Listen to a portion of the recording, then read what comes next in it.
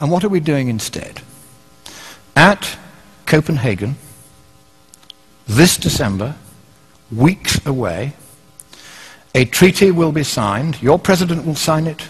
Most of the third world countries will sign it because they think they're going to get money out of it. Most of the left-wing regimes around the world, like the European Union, will rubber stamp it. Virtually nobody won't sign it. I have read that treaty, and what it says is this, that a world government is going to be created. The word government actually appears as the first of three purposes of the new entity. The second purpose is the transfer of wealth from the countries of the West to third world countries in satisfaction of what is called coyly a climate debt, because we've been burning CO2 and they haven't, and we've been screwing up the climate. We haven't been screwing up the climate, but that's the line. And the third purpose of this new entity, this government, is enforcement. How many of you think that the word election or democracy or vote or ballot occurs anywhere in the 200 pages of that treaty? Quite right, it doesn't appear once. So at last, the communists who piled out of the Berlin Wall and into the environmental movement and took over Greenpeace, so that my friends who founded it left within a year because they'd captured it. Now the apotheosis is at hand. They are about to impose a communist world government on the world. You have a president who has very strong sympathies with that point of view. He's going to sign. He'll sign anything. He's a Nobel Peace Laureate. Of course he'll sign it. And the trouble is this. If that treaty is signed, your constitution says that it takes precedence over your constitution. And you can't resile from that treaty unless you get the agreement of all the other states parties. And because you'll be the biggest paying country, they're not going to let you out.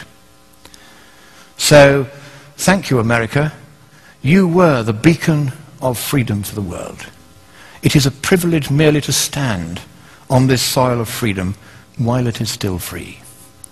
But in the next few weeks, unless you stop it, your president will sign your freedom, your democracy, and your prosperity away forever, and neither you nor any subsequent government you may elect will have any power whatsoever to take it back again.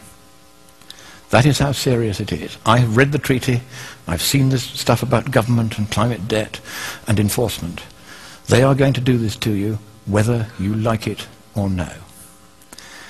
But I think it is here in your great nation, which I so love and I so admire. It is here that perhaps at this 11th hour, at the 59th minute and the 59th second, you will rise up and you will stop your president from signing that dreadful treaty, that purposeless treaty, for there is no problem with the climate, and even if there were, economically speaking, there's nothing we can do about it.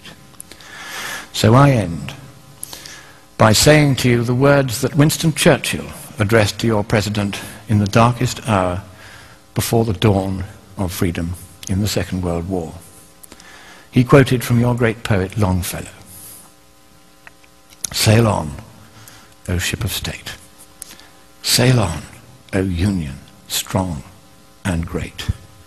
Humanity, with all its fears, with all the hopes of future years, is hanging breathless on thy fate.